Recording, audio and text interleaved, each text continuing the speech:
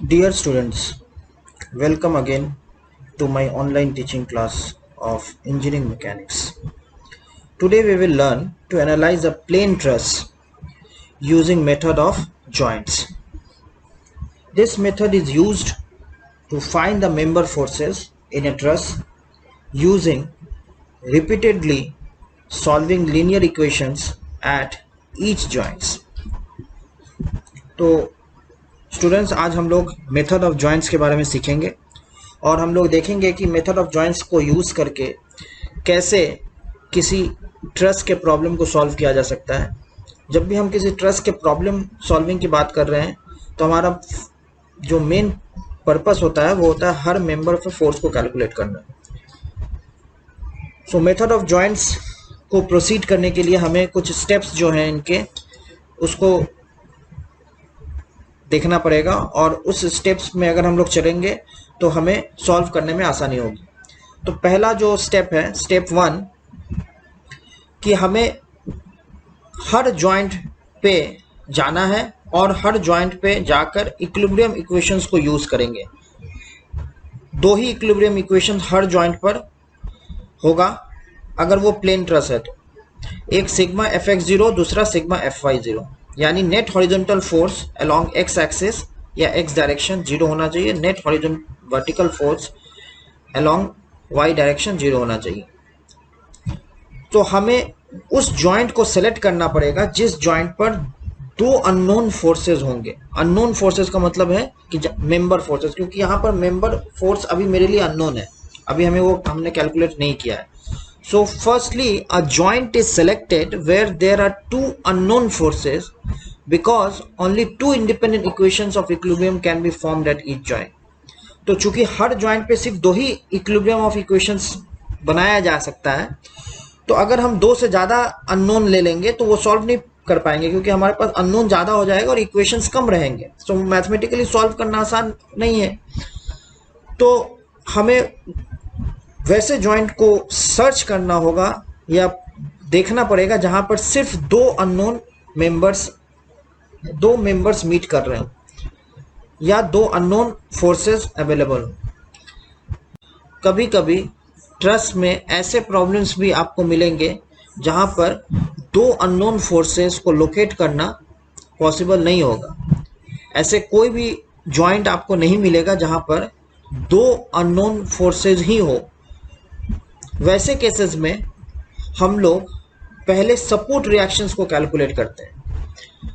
Support reactions को calculate करने के लिए हमें पूरे ट्रस को एज ए सिंगल आइडेंटिटी मानना पड़ेगा और सिंगल आइडेंटिटी मानकर हम पूरे ट्रस को सॉल्व करेंगे considering the three equilibrium of equations, that is sigma fx0, sigma fy0 and sigma m0।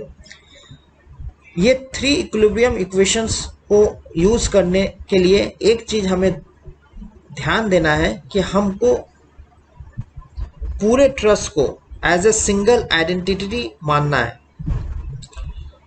एक बार सपोर्ट रिएक्शंस निकल गया फिर हम जॉइंट टू जॉइंट प्रोसीड करते हैं और फिर ट्रस को सॉल्व करेंगे और हर मेंबर्स पर इक्वेशंस को सॉल्व करने से हर मेंबर्स पर फोर्स कैलकुलेट होता चला जाता है। तो once the support reactions are calculated, then that next joint is selected where there are only two unknown forces, and then the analysis proceeds from joint to joint to find the forces in all the members. इसमें दो चीज very important है क्योंकि जब भी हम लोग equilibrium of equations लिखेंगे तो वो इक्वेशंस जो होते हैं वो मैथमेटिकल फॉर्म्स में होते हैं and each and every equation is governed by some sign conventions. चूंकि ट्रस में हमारे पास दो नेचर ऑफ फोर्सेस ही मिलेंगे क्योंकि ये हमने डिस्कस किया था कि ट्रस में हर मेंबर्स पे सिर्फ एक्सियल फोर्स आता है और एक्सियल फोर्स का दो नेचर हो सकता है, या तो वो टेंसाइल नेचर का होगा या कंप्रेसिव नेचर का होगा। तो जनरली ये एक कस्टमरी है कि जो टेंसाइल नेचर के फोर्स होते हैं उनको हम लोग गवर्निंग इक्वेशंस में पॉजिटिव साइन से लिखते हैं और कंप्रेसिव नेचर को नेगेटिव साइन से लिखते हैं। तो चूंकि हर मेंबर पर जो फोर्स है वो अभी मेरे लिए अननोन है, तो जब अननोन है तो मैं उसका मैग्नीट्यूड तो पता है ही नहीं, उसके डायरेक्शन भी पता नहीं है। तो इनिशियली हम लोग ये मान लेंगे कि जो अननोन मेंबर है वो टेंसाइल नेचर का ही है।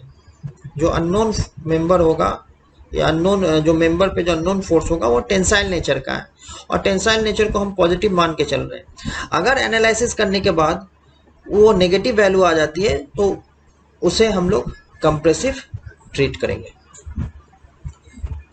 So let us take this example. Determine the forces in the member of the wire truss as shown below. और इसमें each and every member is 1 meter long. तो आप यह देख सकते हैं ये एक perfect frame है. We have discussed this in previous videos that what is a perfect frame and what is redundant, what is deficient frame. This is a perfect frame. और इसमें we have two supports. One is at support A and another one is at support D. So at D we have one support and at A we have one support. So support A is hinged and support D is roller. Along with that, three vertical forces or external loading is coming. One is at joint B, another one is at joint C, and another one is at joint E. And all members are 1 meter long. So these are 1 meter. So you can see that this is an equilateral triangle. So each and every angle you will get 60 degree. So first of all, identify the joint having two unknown forces. In this figure, no joint is available having two unknown forces. तो हमने पहले step में ये बताया था कि हमें उस जॉइंट पे जाना पड़ेगा या लोकेट करना पड़ेगा पहले जिस जॉइंट पे सिर्फ दो अननोन फोर्सेस होंगे। अगर आप जॉइंट ए को देखेंगे तो यहाँ पर एक unknown force is the force in the member A B, another one is force in the member A E. इसके अलावा ए पर हिंज सपोर्ट है और हिंज जो है दो तरह के रिएक्शंस प्रोड्यूस करते हैं, एक हॉरिजॉन्टल रिएक्शंस, दूसरा वर्टिकल रिएक्शंस। तो टोटल अननोन ए जॉइंट पर 4 है। सो हम ए जॉइंट पर पहले प्रोसीड नहीं कर सकते हैं।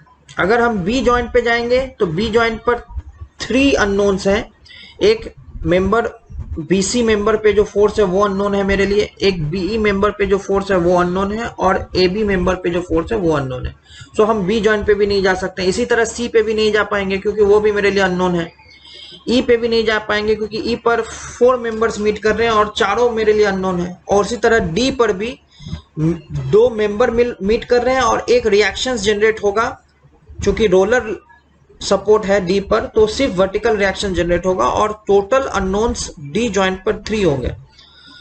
तो इस ट्रस पे ऐसा कोई भी जॉइंट नहीं है जहां पर सिर्फ 2 अननोन फोर्सेस आ रहे हो।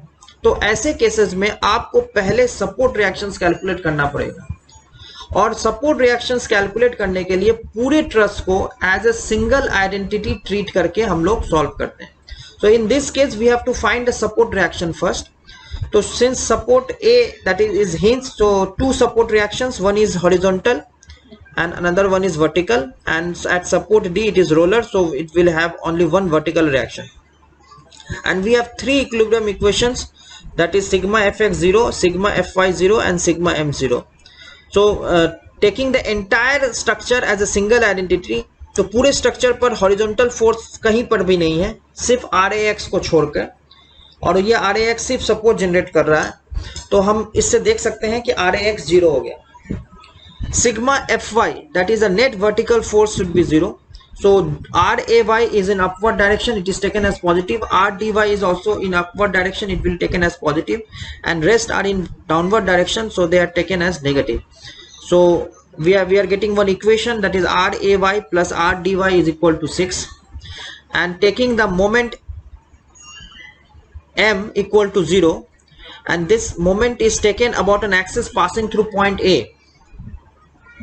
So RDY into 2 is this side is 1 meter and this side is 1 meter, so total length is 2 meter.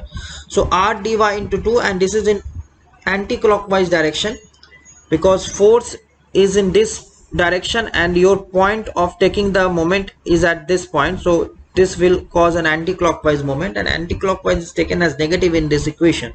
So minus RDY into 2, and then you will get 1 into 1, for this force, for this 2 into 1 by 2, because this will pass to the midpoint of this, or this will bisect the side A, so that will be 1 by 2, or and 3 into 3 by 2, so you will get R dy equal to 3.25 kilonewton, and this is positive, so its direction will be same as what we have assumed earlier.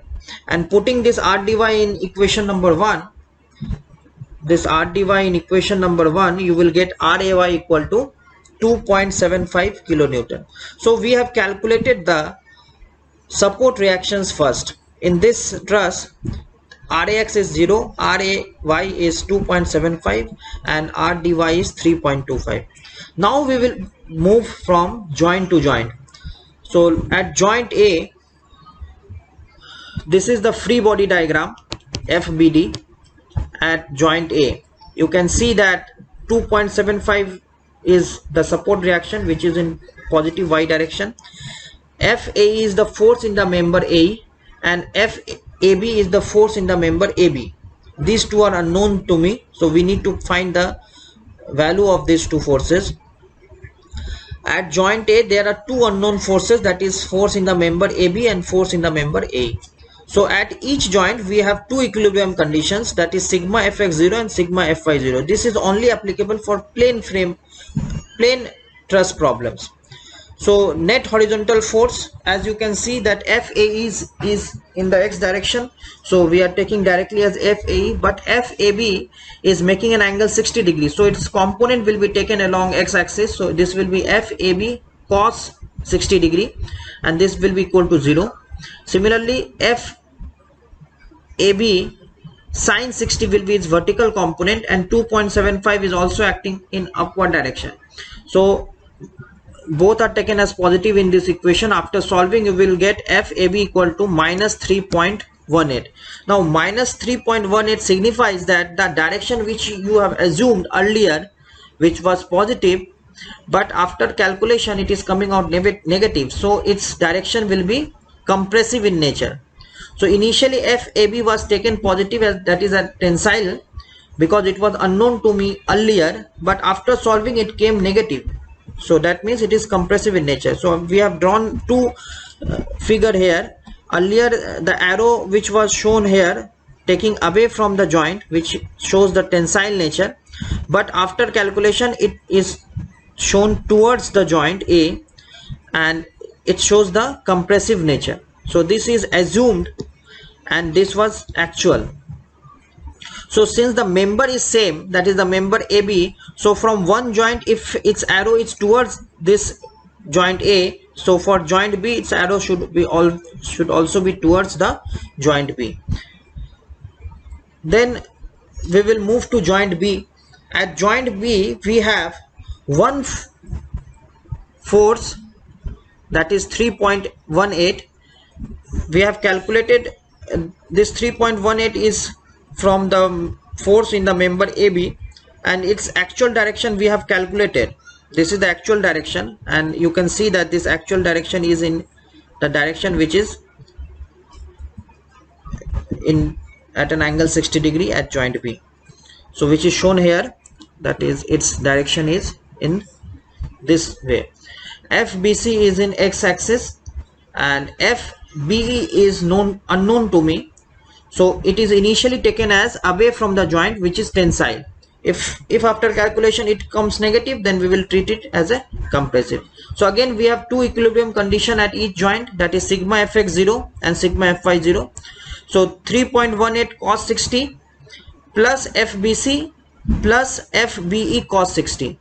Because FBE is in downward direction, so its component will come along positive x-axis, and 3.18 cos 60 will come also along positive x-axis. Sigma Fy equal to 0, 3.18 sin 60, which is in positive y direction.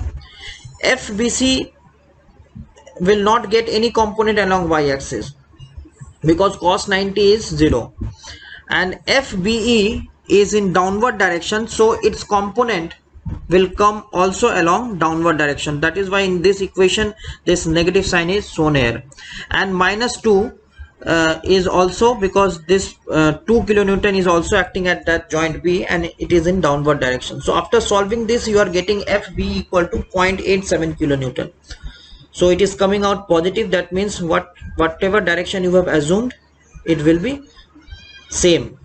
And putting the FBE back to the equation number 1, you will get FBC equal to minus 2.03.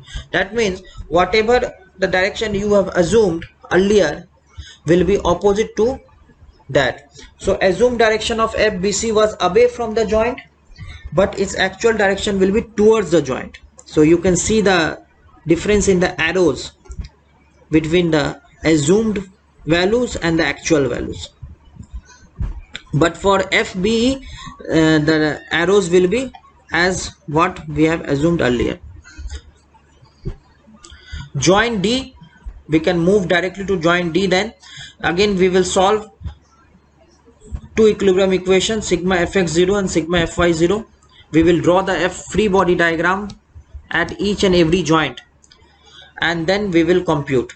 So FDC cos 60 plus FDE is equal to 0, and sigma Fy equal to 0, 3.25. This is the support reactions which is coming from the support D, and plus FDC sin 60 equal to 0, and after solving this you will get 3.75 minus 3.75, which shows that FDC is in compressive in nature, and FDE is coming out to be 1.88. So this is the in this figure you can see that all the member forces has been written with their magnitude and direction, and you can see that member BC is compressive in nature and member CD is also compressive in nature, and member AB is also compressive in nature. Otherwise all other members are tensile in nature. So in from this problem you have understand that in method of joint we have to move from joint to joint, and we have to repeatedly solve the equilibrium equations at each and every joint, and we will compute the member forces. And then, but one thing we have to understand that we can only, since we have only two equations of equilibrium at each joint, then our main motto should be that we should locate and move to that joint first where we have only two unknown forces. Thank you very much.